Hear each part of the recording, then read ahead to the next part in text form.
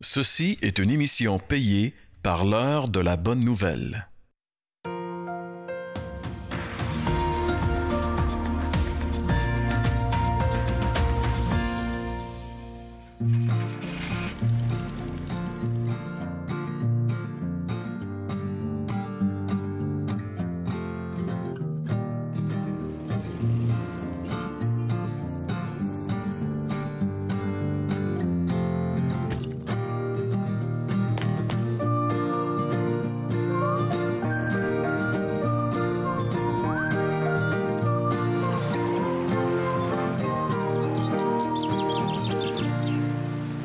Bienvenue à l'heure de la bonne nouvelle. Nous poursuivons notre série d'émissions ayant comme thème « Voyager léger ».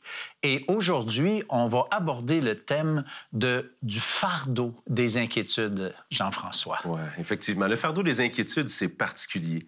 En fait, il y a des périodes de notre vie où on peut être plus caractérisé par l'inquiétude. Il y a des périodes où on peut être un petit peu moins inquiet. Il y a des périodes de notre nuit où on peut être particulièrement inquiet.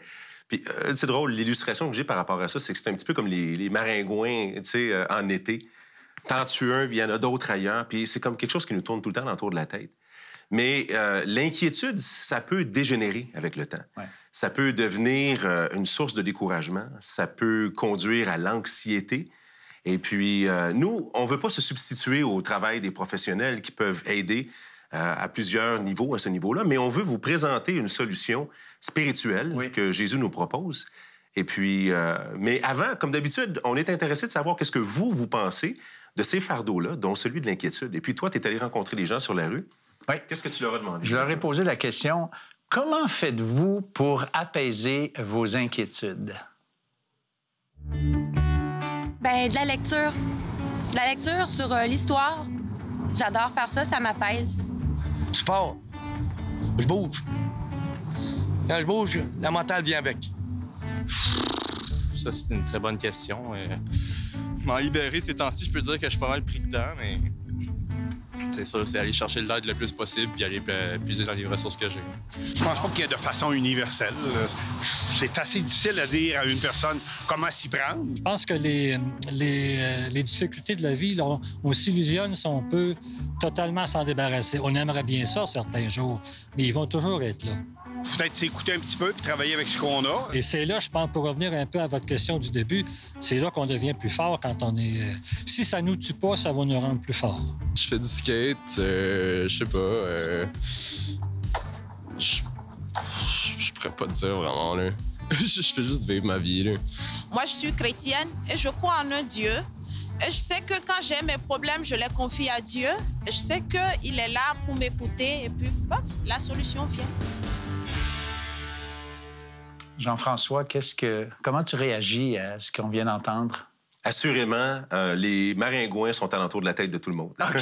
C'est ça. Puis des fois, j'allais dire, c'est des petits maringouins, mais il y a toutes sortes de choses qui nous tournent autour. Mais des fois, c'est vraiment sérieux. Oui, puis il y a quelqu'un qui a déjà dit quand même qu'il y a une grande partie de nos inquiétudes qui ne s'avèrent pas. Tu sais, qu'on s'inquiète pour rien beaucoup. Mais il y a quand même des vraies inquiétudes, des vraies raisons. Ah, c'est ça, oui. Il y en a certaines pour lesquelles il y a un fondement qui est réel. Tu sais, c'est des choses qui sont dangereuses. Mais donc, c'est un pattern qui est tout le temps là, effectivement, que ce soit fondé ou pas fondé. Et on voit bien que les gens ici seront unanimes là-dessus, de toute évidence. Il y a celui qui dit... Puis ça m'a particulièrement touché, hein, celui qui... On voit qu'il pense puis qu'il dit « Ah, il me semble que je suis pas mal dedans en ce moment, mais je fais ce que je peux. » On essaie d'aller chercher des ressources à l'extérieur ou de puiser dans nos ressources. Une autre personne dit « Écoute, moi, j'essaie de pas y penser, je bouge. Ouais, » Ensuite, on peut pas s'en débarrasser. T'sais? Il dit « Mais au moins, on va grandir. Ça, c'est vrai aussi. Ce qui nous tue pas nous rend plus forts. Ouais. » C'est ce que le monsieur disait. Il y a l'autre jeune qui dit « Moi, je fais du skate, je sais pas trop, j'y ai pas trop pensé, tu sais. » Mais c'est réellement là. Et finalement, il y a la dame qui termine le segment puis qui dit « Ben moi, je me confie en Dieu. » Et puis, ça, c'est la dimension que nous, on veut apporter ici. Ouais. Puis je dirais que c'est souvent une dimension qui est oubliée. Oubliée, même, je dirais, méprisée. Oui. C'est-à-dire que des fois, on essaie de faire énormément de choses avant d'avoir recours quasiment à ce dernier recours-là. Quand pourtant, Jésus nous appelle avec tellement de douceur. Hein, on rappelle le verset de notre série « Voyager léger », c'est Matthieu 11, 28 à 30. « Venez à moi, vous tous qui êtes fatigués et chargés, et je vous donnerai du repos. » Donc, ouais, c'est ce qu'on veut présenter, nous, dans l'émission ici. C'est ça. Bien, c'est pour ça qu'on est là. C'est pour ça qu'on va maintenant passer au prochain segment. Et notre invité pour les quelques émissions en fait dans cette série, Martin L'Hébreu, un collaborateur cette année. Alors, on vous invite à écouter ça avec nous. Là, tout d'un coup, j'entends la radio. Il y a eu un tremblement de terre. Tout s'est effondré. Le palais présidentiel s'est effondré. Et là, la vie s'arrête. Et là, j'aurais voulu sauter dans un bateau, prendre l'avion, faire n'importe quoi pour aller aider ma fille. Est-ce qu'elle est morte? Est-ce qu'elle est enterrée dans les décombres puis écrit mon nom? Des inquiétudes, on va en avoir. Tu sais, quand tu es couché en pleine nuit, puis tu dors pas, puis là, tu penses à toutes sortes d'affaires, puis là, comment ça va aller? Toutes ces choses-là, on peut justement les gérer selon ce que tu me dis là. Exact. On peut pas les empêcher, ils vont être là, mais on peut les empêcher, de venir y faire son nid, de venir nous voler notre joie, de venir nous enlever notre paix. Vous avez des questions ou des commentaires sur ce que vous venez d'entendre? Contactez-nous par téléphone ou réagissez sur les médias sociaux.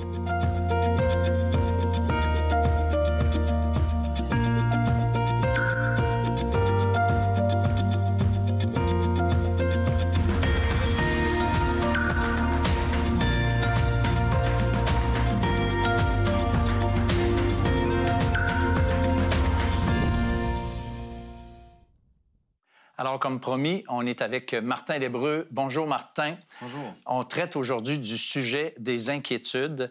Alors, la question des inquiétudes, c'est une question que je pense qui est pertinente. Tout le monde dans le monde, on a des inquiétudes. Et il y a quelqu'un qui a déjà dit, les inquiétudes, c'est comme une chaise berçante. Ça occupe pour un temps, mais ça mène nulle part. Alors, peut-on, selon la Bible, se débarrasser des inquiétudes? C'est une excellente question, François, et j'y réponds en te donnant un autre dicton qui dit ceci. On ne peut pas empêcher un oiseau de venir voler au-dessus de notre tête. Par contre, on peut l'empêcher de venir y faire son nid. OK. Tu es en train de me dire que des inquiétudes, on va en avoir. Tu sais, quand tu es couché en pleine nuit, puis tu dors pas, puis là, tu penses à toutes sortes d'affaires, puis là, comment ça va aller? Toutes ces choses-là, on peut justement les gérer selon ce que tu me dis là.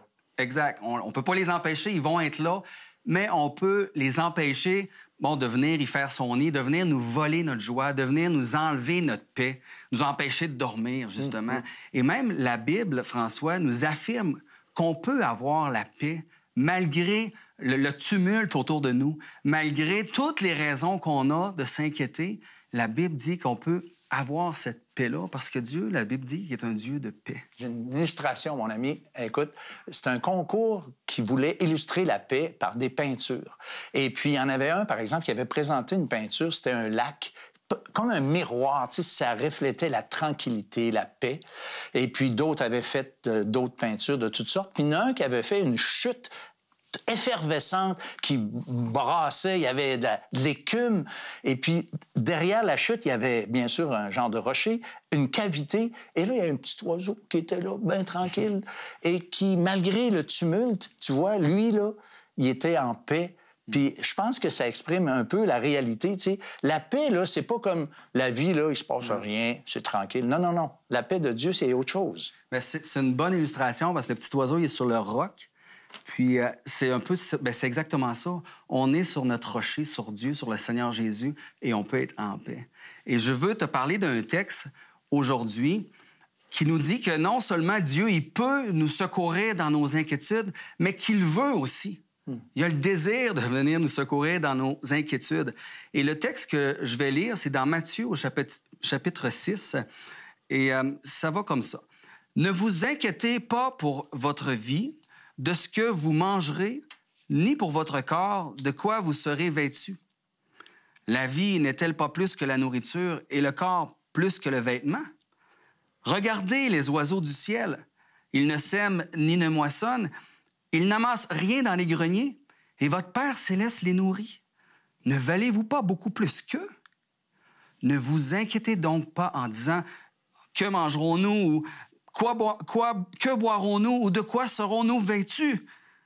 Or, votre Père céleste sait que vous en avez besoin. Les beaux versets qui me font du bien. Hein? Ben oui. Et j'attire ton attention sur deux impératifs dans ce texte-là. Le premier, Jésus dit « Ne vous inquiétez pas pour votre vie. » Et, ça veut dire quoi? Ben, clairement, quand on regarde le contexte, Jésus nous parle de la vie de tous les jours.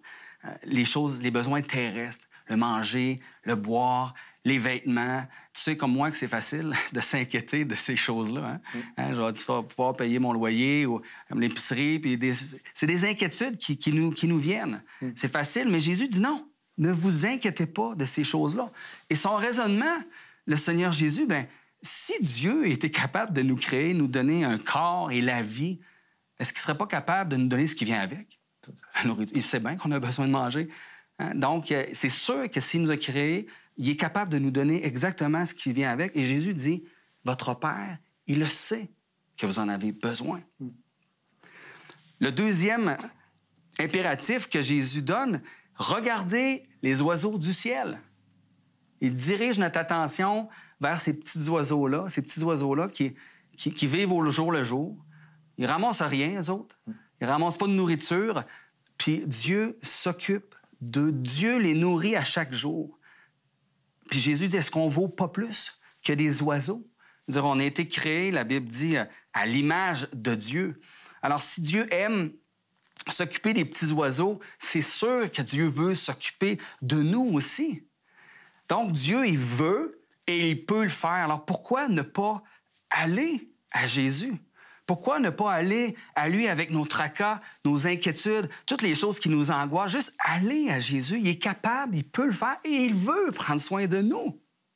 Et puis même l'apôtre Pierre, il nous dit quelque chose. Il va même un peu plus loin, l'apôtre Pierre, qui a écrit à des chrétiens. Parce que là, on parle de la nourriture, le manger, puis de quoi on va être vêtu. Mais l'apôtre Pierre, il dit ceci. « Déchargez-vous sur lui, en parlant de Dieu, de tous vos soucis, car lui-même prend soin de vous. » Moi, ça me fait du bien, ce verset-là. Moi, je trouve ça intéressant parce que Pierre, l'apôtre Pierre, qui a été avec Jésus quand il a dit les paroles qu'on a lues ensemble, mais quand il a écrit ça, c'est plus que 30 ans plus tard. Alors, Pierre, non seulement croyait ou avait cru que Jésus allait s'occuper des choses matérielles, comme tu as dit, mais il a expérimenté aussi les fardeaux, là, déchargez-vous sur lui de tous vos soucis, tous les aspects de notre vie. L'apôtre Pierre, il a expérimenté ça, puis il nous exhorte. Oui, c'est vraiment chic. Et Jésus termine en donnant un troisième impératif, mais qui est tellement important, François. C'est au verset 33. Il dit ceci, « Cherchez d'abord le royaume et la justice de Dieu, et tout cela vous sera donné en plus. » Et tout cela, bien, ça fait référence à ce qu'on a besoin pour vivre, ce qu'il vient de parler, le manger, le boire, de quoi on va être vêtu. Toutes ces choses-là vous sera donné en plus. Jésus, ici, dans ce verset-là, il nous rappelle que le but de la vie, là, c'est pas le manger et le boire. Il y a bien des gens que, peut-être pour eux, le but de la vie, c'est ça, mais c'est pas ça le but de la vie. Le vrai but de la vie, c'est chercher le royaume et la justice de Dieu. Et je te donne un exemple. Imagine qu'on organise une fête. Et puis moi, imagine que j'ai 30 ans d'expérience dans ce domaine, ce qui n'est pas le cas. Mais imagine qu'on organise une fête, puis toi, là, tu es inquiet. Bien là, il faut trouver une date. Il faut avoir des invités. Il faut trouver un traiteur. Il faut trouver un band. Il faut avoir des tables. Il faut avoir toutes sortes d'affaires.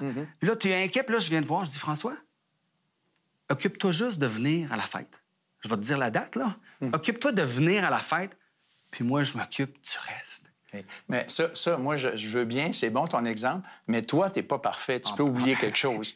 Mais pour de vrai, c'est un bon point parce que Dieu, lui, quand il promet ça, il échappe à rien. Il n'est pas dans l'une, et nous, on échappe plein de choses, là, mais pas Dieu. Moi, je trouve ça tellement rassurant.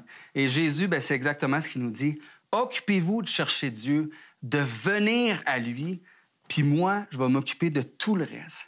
Puis peut-être qu'il y a des gens à la maison qui trouvent ça un peu abstrait, venir à Jésus, venir à Dieu.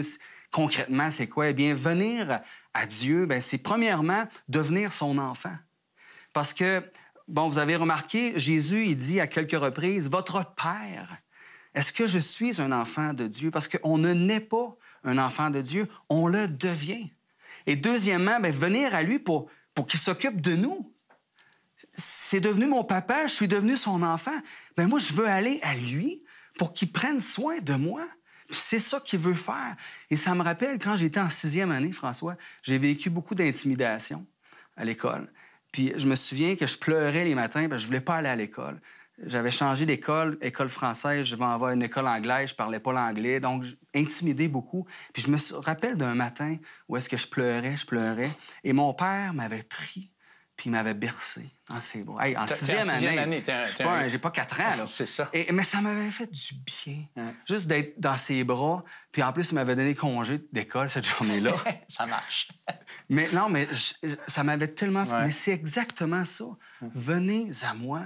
On veut aller à Dieu pour qu'il puisse prendre soin de nous, puis nous prendre dans ses bras, puis qu'on puisse pas avoir ces inquiétudes. Donc, on est un peu comme ton petit oiseau du début, sur ce rocher-là qui est Christ, qui est Dieu, puis malgré tout ce qui se passe alentour, on est en paix, parce qu'on est entre ses mains à lui. Tellement bon. Martin, je trouve que le cœur de tout ce qu'on est en train de dire, là, pour nous, aujourd'hui, ceux qui nous écoutent, c'est que on ne naît pas enfant de Dieu, on le devient. On ne naît pas chrétien, on le devient. Et ça, c'est le nœud du problème. Tout est là.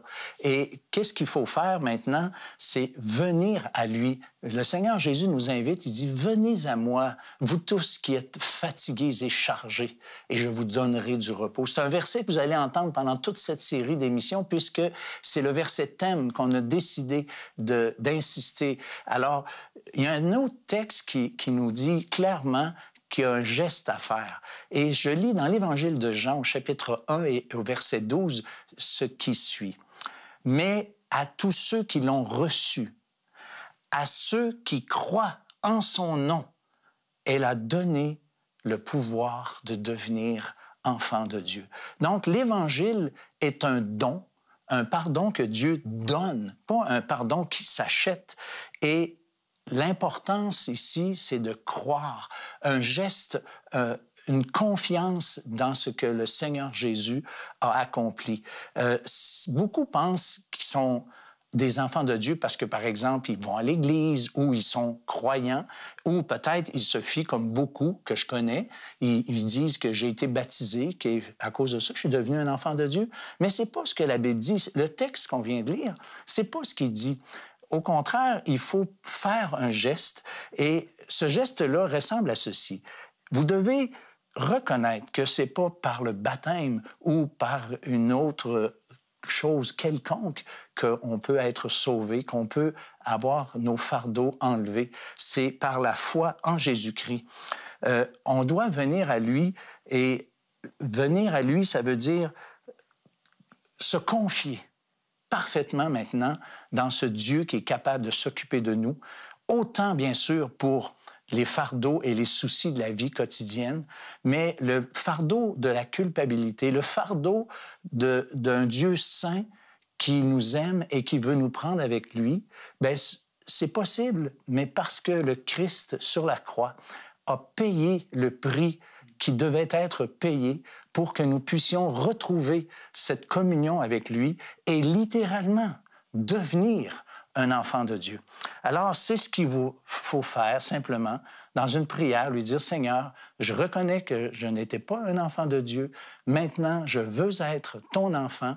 Je veux marcher avec toi. Je veux marcher avec ton joug. Je veux recevoir tes instructions. Ça veut dire me soumettre à ce que tu dis dans ta parole. Et je veux vivre maintenant avec toi dans une relation comme mon papa et moi comme ton fils. » L'heure de la bonne nouvelle, en collaboration avec le Messager chrétien, vous offre gratuitement le livre de méditation quotidienne La Bonne Semence. Pour en recevoir un exemplaire, écrivez-nous à l'heure de la bonne nouvelle, comptoir postal 33012, casier postal Thibault, Trois-Rivières, Québec, G8T9T8. Vous pouvez également nous joindre à info@hbn.ca ou par téléphone 1-866-509-1319.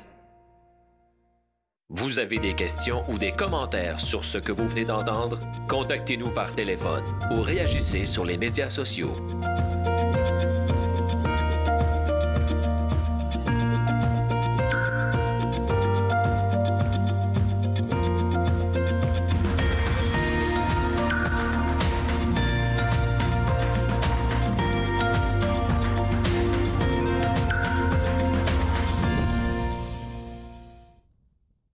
Jean-François Moquin a vécu une situation très particulière face à l'inquiétude. Marie-Pierre Gagné, notre collaboratrice, va maintenant s'entretenir avec lui. François et Martin vous ont parlé qu'il y avait une solution aux inquiétudes qu'on peut vivre à chaque jour de nos vies. Par contre, ça ne veut pas dire qu'il n'y aura plus jamais de situation où on va avoir tendance à s'inquiéter. La vie va continuer d'être tragique et Jean-François va vous partager justement une histoire qu'il a vécue dans laquelle il a fait face à des circonstances qui l'ont complètement désarçonné, puis où est-ce qu'il a pu expérimenter comment Jésus l'a calmé à travers ses inquiétudes. Absolument. C'était en 2010. Si vous vous souvenez, en 2010, il y a eu un tremblement de terre en Haïti. Bien sûr, on habite loin d'Haïti, puis ça ne nous a pas affectés directement. Mais il se trouve qu'en 2010, ma fille, qui avait à ce moment-là 15 ans, avait passé 2 semaines pour faire un voyage humanitaire là-bas. Ils ont été pendant 2 semaines dans le sud, puis ils ont été juste une nuit à Port-au-Prince. Mais cette nuit-là, à Port-au-Prince, c'est la nuit du tremblement de terre. Donc, je me souviens très bien de ce qui s'est passé. J'étais au travail.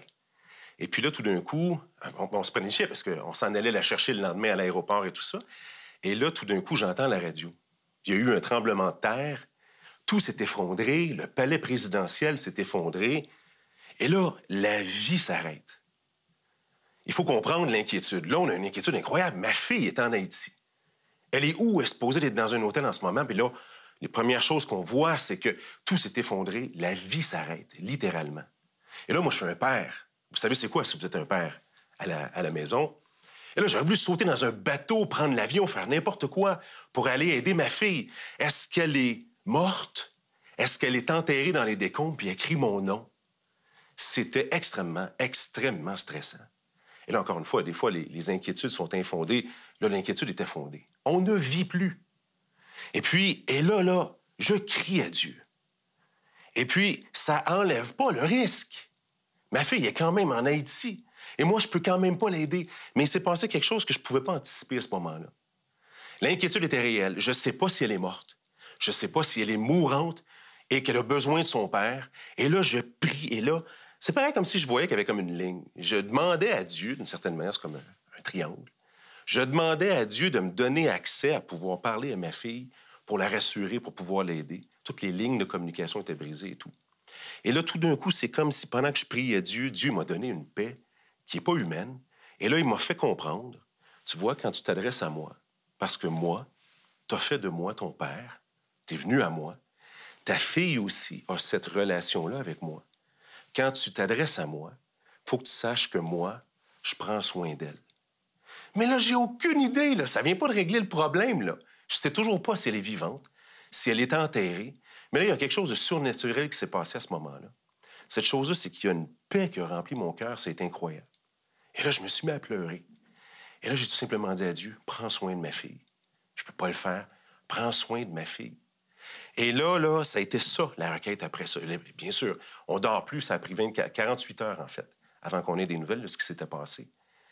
Mais pendant tout ce temps-là, mon seul recours, c'était toi, Seigneur, tu peux t'occuper d'elle, même si j'ai pas de contact avec elle.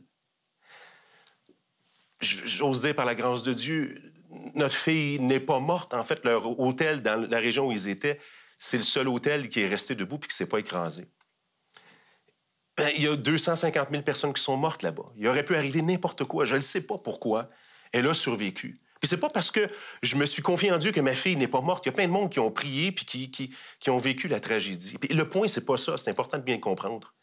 Le point, c'est que peu importe qu'est-ce qui était pour arriver à ce moment-là précis, Dieu avait mis dans moi une paix qui faisait en sorte que j'étais prêt à accepter peu importe la circonstance qui était pour mettre devant moi. Et cette paix-là, elle va pas enlever la source de l'inquiétude. Mais je peux vous dire une chose, c'est qu'elle change complètement la perspective, par exemple. Et ça a été possible parce que j'avais ce recours-là à Dieu. Et que non seulement moi, j'avais ce recours-là à Dieu, mais que ma fille avait ce recours-là à Dieu aussi. Et ça, c'est ce que je vous souhaite. Au milieu de peu importe l'inquiétude que vous pouvez être en train de traverser. Vous n'êtes pas obligé de vivre ça tout seul. Il y a un passage que, justement, François a mentionné dans le Nouveau Testament qui dit « Et la paix de Dieu qui surpasse toute intelligence gardera vos cœurs et vos pensées en Jésus-Christ. » Une paix de Dieu qui surpasse même l'intelligence peut nous supporter. Venez à lui aujourd'hui. Faites l'expérience. Si vous êtes angoissé par quelque chose de dangereux, venez à lui, remettez-lui votre situation. Vous avez des questions ou des commentaires sur ce que vous venez d'entendre? Contactez-nous par téléphone ou réagissez sur les médias sociaux.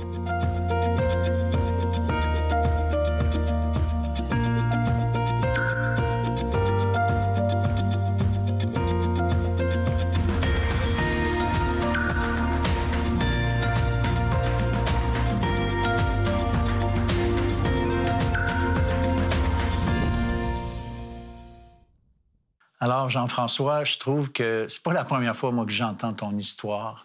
Puis là, encore une fois, tu es venu me chercher parce que je trouve qu'il y a vraiment un miracle, non seulement dans le fait que ta fille a été sauve, mais dans le fait que toi, ce que tu as vécu, comment le Seigneur t'a encouragé, t'a soutenu là-dedans, même si tu étais prêt à toute éventualité. Ouais. Alors ça, moi, je trouve ça, c'est du christianisme concret. Le fardeau de l'inquiétude, bien, c'est comme ça que le Seigneur veut nous délivrer. C'est pas une question que nous, là, parce qu'on est chrétien, tout va bien aller. C'est pas ça l'idée. Ouais. Mais l'idée, c'est qu'on sait être consolé. Lorsqu'on a Dieu comme Père et le Seigneur Jésus comme Sauveur et Seigneur, bien, on peut se confier en lui. Ça fonctionne. C'est pas... Oui, absolument. Puis encore une fois, il y a ce passage-là dans l'Épître aux Philippiens où Paul dit « Et la paix de Dieu qui surpasse toute intelligence gardera vos cœurs et vos pensées en Jésus-Christ. » Et c'est réellement une paix des fois surnaturelle que Dieu peut nous donner. C'est réellement ça qui était l'essence de ce témoignage-là. Mais si vous avez aimé cette émission-là, entre autres, juste pour vous dire que vous pouvez les réécouter en allant sur le site Internet de hbn.ca pour l'heure de la bonne nouvelle. Et puis, on a une section qui s'appelle Archives. Vous allez pouvoir retrouver l'émission d'aujourd'hui et toutes les autres émissions de notre série. Et même jusqu'en 2009, oui. Si vous voulez voir François, 10 ans plus jeune, 12 ans plus jeune maintenant. Ouais. Et on a autre chose sur le site Internet pour vous aussi, puisqu'on veut vous aider à cheminer puis voyager léger. On a une section qui s'appelle « Liens utiles » dans lesquels vous allez pouvoir trouver plusieurs liens différents pour vous aider dans ce parcours-là, dont un en particulier qui s'appelle le calendrier de la bonne semence. On l'annonce sur l'émission régulièrement comme ça, mais j'aimerais vous faire savoir qu'il existe une version électronique. Donc, si vous cliquez sur le lien dans la section « Liens utiles », vous allez pouvoir aller sur le site Internet du calendrier de la bonne semence et vous aurez accès donc à tous les jours à une petite méditation encourageante basée sur des passages bibliques. Donc ça, c'est une des ressources qu'on met à votre disposition. Et finalement, il y a la section aussi « Restons en contact » dans laquelle vous allez trouver 2 ressources là, pour joindre des groupes, discuter avec des gens dans votre localité ou encore même discuter avec nous dans la section « Le perron de l'Église ». Merci, Jean-François. Écoutez, nous, on est là à l'heure de bonne nouvelle parce qu'on veut vous encourager à poursuivre votre réflexion. Et peut-être que vous n'êtes pas en état de prendre une décision finale aujourd'hui, mais si vous pourriez, par exemple, tout simplement décider de poursuivre, d'aller juste un pas plus loin, bien, nous, on aura rempli notre objectif. On va être contents. Et là, maintenant, on vous dit à la semaine prochaine pour une autre émission de l'heure de la bonne nouvelle. Dieu a jeté un bois en plein milieu de l'histoire de l'humanité pour justement que l'eau devienne douce, que la vie devienne vivable. Ceci était une émission payée par l'heure de la bonne nouvelle.